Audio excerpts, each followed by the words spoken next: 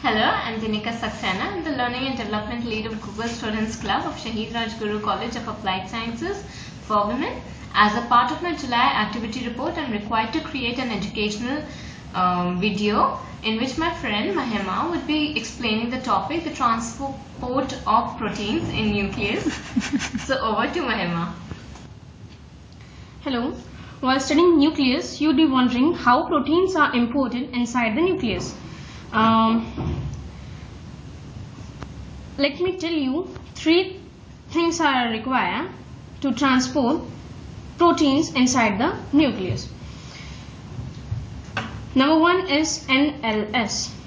NLS is nuclear localization signal. What's NLS? It's a sequence of amino acids which are unique for a particular protein. Now, NLS acts as like a ticket for a passenger. Like a passenger can't travel inside train without ticket. Similarly, a protein can't enter nucleus without NLS, means nuclear localization signal. Now, second thing which is required is are importance. Importance are nuclear transport receptors.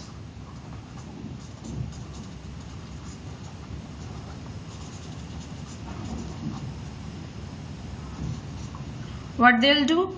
They'll recognize these NLS on the cargo proteins. Let me tell you, these NLS are present on cargo proteins which will be recognized by importance. These importance are present in cytoplasm and cargo proteins on which NLS are present also in cytoplasm. Now, third thing which is required is GTP binding proteins.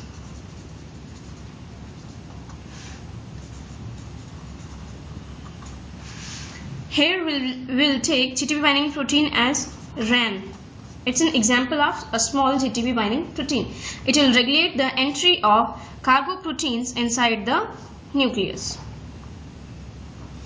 Now, let me tell you, this is the nuclear membrane. It's the outer membrane and it's the inner membrane.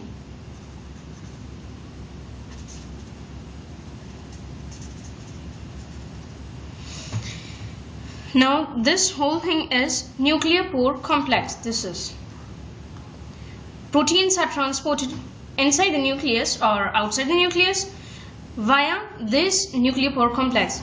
Now, this is our cargo protein.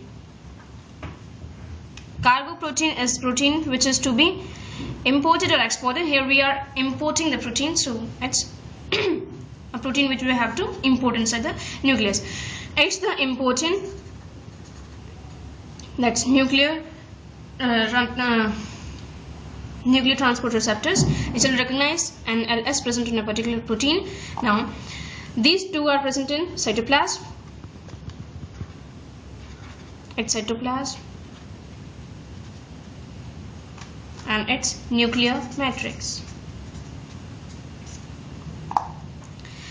When it recognizes this, it will bind to the NLS present on cargo protein and forms a complex known as cargo protein important complex.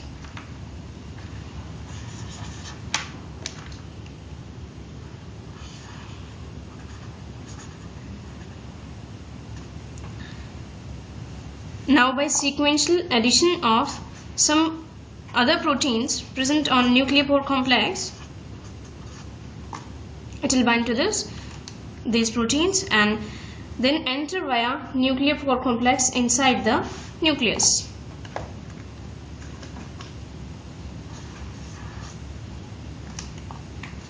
Now, since we are concerned with only this cargo protein and not with this important, we need to dissociate this complex and detach cargo proteins from important.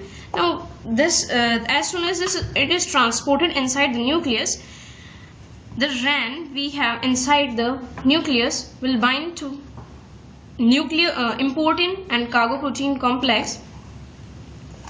Binding of this RAN here on the important changes the conformation of important for cargo protein, and it will detach from important, and now our cargo protein is released inside the cytoplasm. Now this complex is known as RAN important complex.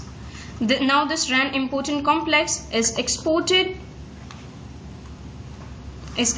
via nuclear pore complex, and here on nuclear pore complex RAN GAP is present, means GTPase activating protein.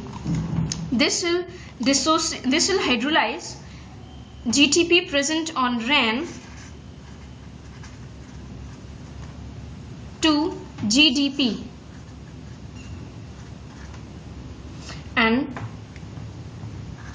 as soon as GTP is converted to GDP, important is again released in the cytoplasm, detaches from RAN.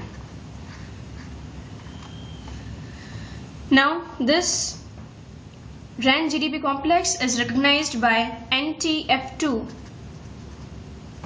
NTF2 is receptor protein for RAN GDP, which will carry it inside the nuclear pore complex again into the nuclear matrix. Now it will convert here into RAN GDP, and again the process will continue. Nuclear cargo protein will come, bind to important, enter, RAN will attach, exported, protein detached, and important is released, and again this will enter this. Thank you.